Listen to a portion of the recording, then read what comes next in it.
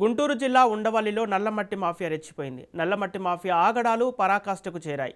నిబంధనలకు విరుద్ధంగా అతివేగంతో దూసుకెళ్తున్న మట్టి లారీల వల్ల సామాన్యుల ప్రాణాలు గాలిలో కలిసిపోతున్నాయి. తాజాగా సాయిబాబా గుడి సమీపంలో వేగంగా వచ్చిన ఓ నల్లమట్టి లారీ ఢీకొట్టడంతో ఓ వృద్ధురాలు అక్కడికక్కడే మరణించింది. ఈ ఘటన స్థానికంగా తీవ్ర విషాదాన్ని, ఆగ్రహాన్ని నింపింది. ప్రతిరోజు మృత్యువుతో పోరాటం చేస్తున్నామని గ్రామస్తులు ఆవేదన వ్యక్తం చేస్తున్నారు. పోలీసులు రాజధాని గ్రామాల పరిధి దాటి వెళ్లకుండా చెక్పోస్టులు ఏర్పాటు చేసినప్పటికీ మాఫియా ఏమాత్రం తగ్గడం లేదు. పోలీసుల కళ్ళు కప్పి నులకపేట మీదుగా బ్రహ్మానందపురం గుండా దొంగచాటుగా మట్టి రవాణా చేస్తున్నారని గ్రామస్తులు ఆరోపిస్తున్నారు.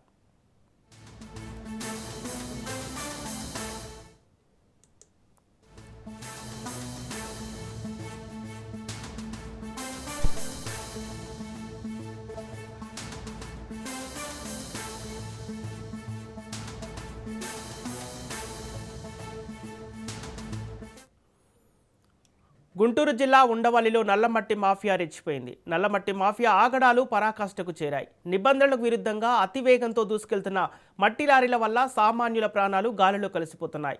తాజాగా సాయిబాబా గుడి సమీపంలో వేగంగా వచ్చిన ఓ నల్లమట్టి లారీ ఢీకొట్టడంతో ఓ వృద్ధురాలు అక్కడికక్కడే మరణించింది. ఈ ఘటన స్థానికంగా తీవ్ర విషాదాన్ని, ఆగ్రహాన్ని నింపింది. ప్రతిరోజు మృత్యువుతో పోరాటం చేస్తున్నామని గ్రామస్తులు ఆవేదన వ్యక్తం చేస్తున్నారు. పోలీసులు రాజధాని గ్రామాల పరిధి దాటి వెళ్లకుండా చెక్పోస్టులు ఏర్పాటు చేసినప్పటికీ మాఫియా ఏమాత్రం తగ్గడం లేదు. పోలీసుల కళ్ళు కప్పి నులకపేట మీదుగా బ్రహ్మానందపురం గుండా దొంగచాటుగా మట్టి రవాణా చేస్తున్నారని గ్రామస్తులు ఆరోపించారు. ఇక ఇదే అంశానికి సంబంధించి పూర్తి డీటెయిల్స్ మా ప్రతినిధి రమేష్ అందిస్తారు. రమేష్, గుంటూరు జిల్లా ఉండవల్లిలో నల్లమట్టి మాఫియాకు సంబంధించిన అప్డేట్స్ ఏంటి? సంపత్, గుంటూరు జిల్లా ఉండవల్లిలో ఒక విషాదం చోటు చేసుకుంది. ఏదైతే 75 సంవత్సరాల రుద్రాలు ఏదైతే నల్లమట్టి లోడుతో వెళ్తున్నటువంటి వాహనం కింద పడి కూడా మృతి చెందినటువంటి పరిస్థితి. రాత్రి సమయంలో ఈ ఘటన జరిగింది. ఏదైతే మరి ఎవరైతే రుద్రాలు ఉన్నారో అటు పెనుమాక గ్రామానికి చెందినటువంటి గోపమ్మగా కూడా పోలీసులు గుర్తించినటువంటి పరిస్థితి. అయితే ముఖ్యంగా మనం చూసుకుంటే రాజధాని ప్రాంతంలో పూర్తి స్థాయిలో రిజర్వాయర్కి సంబంధించి మొత్తం 190 ఎకరాల భూమిని ప్రభుత్వం కేటాయించింది. దాని రిజర్వాయర్కి సంబంధించినటువంటి మట్టిని పూర్తిగా తవ్విన తర్వాత దగ్గర ప్రాంతంలో స్టాక్ చేయాలంటూ కూడా ప్రభుత్వం నిబంధనలు విధించింది. అయితే దీనికి సంబంధించి కూడా టీడీపీ లీడర్స్ సంబంధించి కొంతమంది పూర్తిగా కూడా ఈ మట్టిని అమ్ముకుంటూ కూడా పూర్తిగా మాఫియా కొనసాగుతుంది. అయితే దీనికి సంబంధించి కేవలం చెక్ పోస్టులు దాటకూడదు అనే ఒక నిబంధనలు ఉన్నప్పటికీ కూడా ఏమాత్రం అటు ప్రభుత్వ నిబంధనలు లెక్క చేయనటువంటి పరిస్థితి కనపడుతుంది. లక్షల్లో డబ్బులు వసూలు చేసుకుంటూ కూడా ఈ విధంగా వ్యవహరిస్తున్నారు. అదేవిధంగా పూర్తిగా పెద్ద వాహనాలు గ్రామాల్లోకి వచ్చినటువంటి సమయంలో ఒక్కొక్క లారీ 5,000 నుంచి 10,000 వరకు కూడా అమ్ముకుంటూ కూడా సొమ్ము చేసుకుంటున్నటువంటి పరిస్థితి కనపడుతుంది. లోకల్ గా ఉన్నటువంటి టీడీపీ నేతల సహకారమే, టీడీపీ నేతల కనుసైగల్లోనే ఈ మాఫియా కొనసాగుతుంది. గ్రామస్తులు చాలా ఆగ్రహం వ్యక్తం చేస్తున్నారు.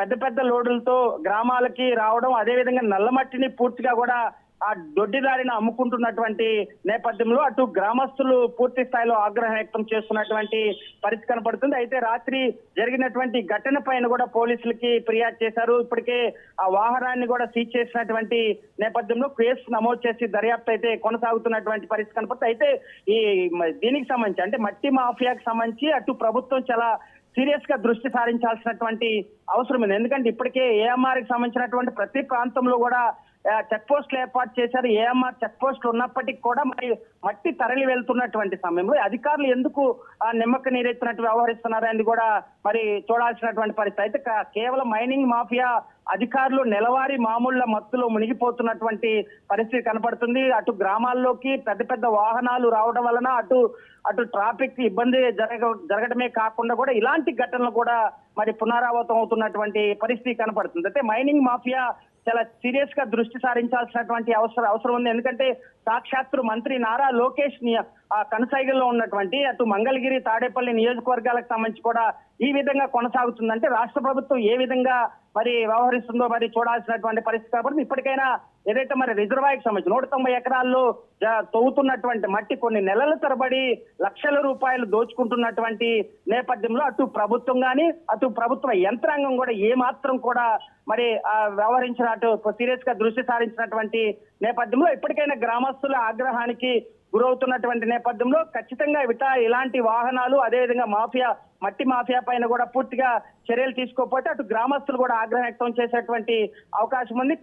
ఏదైతే ఈ రుద్రాలు గోపమైనటువంటి మహిళ 75 సంవత్సరాలు చనిపోయినటువంటి నేపథ్యంలో వారి కుటుంబానికి కూడా న్యాయం చేయాలంటూ కూడా స్థానికులు వారి బంధువులు కూడా కోరుతున్నటువంటి నేపథ్యంలో అటు పోలీసులు ఈ కేసు వ్యవహారంలో ఎలా వ్యవహరిస్తారు, ఏదైతే మైనింగ్ మాఫియా వ్యవహారం పైన అటు ప్రభుత్వం అధికారులు ఏ విధంగా చర్యలు తీసుకుంటారో వేచి చూడాల్సినటువంటి పరిస్థితి ఉంది.